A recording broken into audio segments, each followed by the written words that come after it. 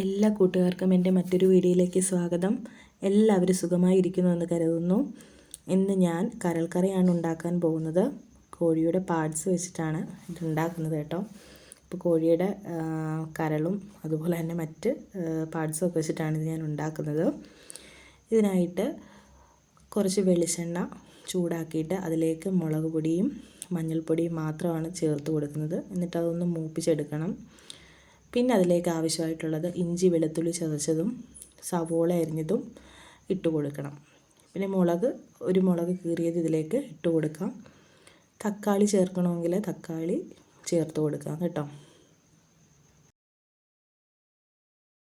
പൊടികളെല്ലാം നന്നായിട്ടൊന്ന് പച്ചമണമൊക്കെ മാറി വരുന്ന സമയത്ത് അതിലേക്ക് കുറച്ച് വെള്ളവും കൂടി ഒഴിച്ച് കൊടുത്ത് നല്ല പോലെ ഒന്ന് തിളപ്പിച്ചെടുക്കണം.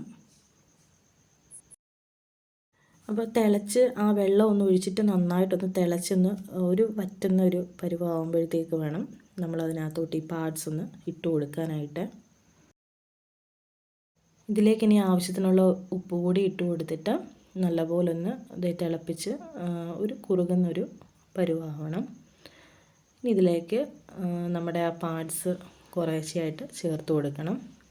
അപ്പം നമ്മൾ ആദ്യ ഘട്ടത്തിൽ ഇതിലേക്ക് കുറച്ച് മാത്രമേ സവോള ചേർത്തിട്ടുള്ളൂ.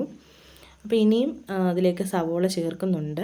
അപ്പം ആദ്യം ഇനിയിപ്പോൾ പാർട്സ് ഇട്ട് കൊടുത്തു കഴിഞ്ഞിട്ട് ഇത് നന്നായിട്ടൊന്ന് തിളപ്പിച്ചെടുത്തതിന് ശേഷം ബാക്കി സവോള കൂടി ഇതിനകത്തേക്കൊന്ന് ഇട്ട് കൊടുക്കുന്നുണ്ട്. ഇനി ഇത് നന്നായിട്ടൊന്ന് യോജിപ്പിച്ചെടുക്കണം.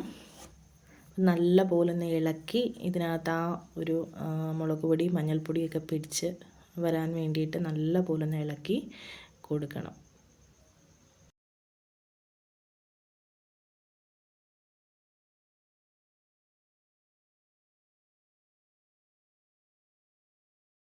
ആദ്യം നമ്മളിതിലേക്ക് കുറച്ച് സവോള ഇട്ട് വഴറ്റിയിട്ടുണ്ട്. അപ്പോൾ ഇനി അതിൻ്റെ ബാക്കി കുറച്ചുകൂടി സവോള ഇതിലേക്ക് ഇട്ട് കൊടുക്കുകയാണ്. അപ്പോൾ കൂടുതൽ ടേസ്റ്റ് കിട്ടാൻ വേണ്ടിയിട്ടാണ് ഇതിൽ സവോള കൂടുതലായിട്ട് ചേർത്ത് കൊടുക്കുന്നത്. ഇനി അത് നല്ലപോലെ ഒന്ന് തിളപ്പിച്ചെടുക്കണം. ഇനി തിളപ്പിച്ച് നന്നായിട്ടൊന്ന് വറ്റി വരണം കേട്ടോ. ഞാൻ കുറച്ച് വെള്ളം കൂടി ഒഴിച്ചിട്ടാണ് ഇതൊന്ന് തിളപ്പിച്ചെടുത്തത്. എന്നിട്ട് നല്ലപോലെ ഇതുപോലെ വരട്ടി ചെറിയ തീയിലിട്ട് വരട്ടി അതെടുക്കണം. ഇറച്ചിക്കറിയോ ചിക്കനോ ഒക്കെ ഉണ്ടാക്കുന്ന സമയത്ത് മസാല കുറച്ച് വേണം നമ്മൾ അത് ഉണ്ടാക്കിയെടുക്കാൻ. എന്നാലേ അതിൻ്റേതായിട്ടുള്ള ടേസ്റ്റ് നമുക്ക് കിട്ടുള്ളൂ. മസാല കുറച്ച് ഉണ്ടാക്കുന്നതാണ് എപ്പോഴും നല്ലത്. അപ്പോൾ ഇന്നേക്ക് ഇത്രയേ ഉള്ളൂ. നിങ്ങൾക്ക് ഇഷ്ടമായെങ്കിൽ സപ്പോർട്ട് ചെയ്യാൻ മറക്കരുത്.